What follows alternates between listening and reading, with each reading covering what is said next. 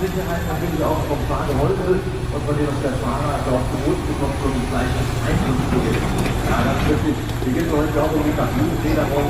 Wir haben hier hydraulische 89 Federbeine eingebaut, die natürlich dann am Schluss die Fahrsicherheit bringen.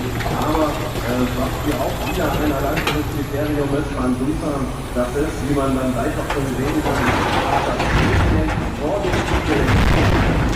und der Grund für diese Art der Konstruktion liegt einfach darin, dass dadurch so entspannter kann man arbeiten. Ja, entspannter arbeiten, dazu gehört, dass eine Maschine auch die eine oder andere Ausstattungsnuance mehr hat als vielleicht eine andere, was auch hier bei euch sehr unterschiedlich ist. Also man sieht es immer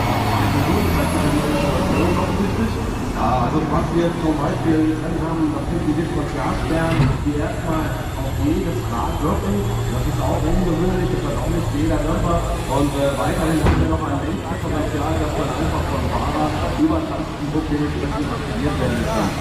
Was sichern wir uns vor jedem Fall der Motor? Wir haben hier einen 13 Liter Stahlmotor mit 500 PS, aber die Besonderheit an diesem Motor ist, Anja darf uns diese strenge Richtlinie der Stufe 3D-Tour ohne Einsatz eine Fußpartikelfilter oder eine Abgaskonstruktion. Das heißt, diese ganzen negativen Begleiterscheinungen, besonders bei Fußpartikelfilter, durch Leistungsminderung, durch Rückverbrauch und eventuell auch durch Langzeit regenerieren.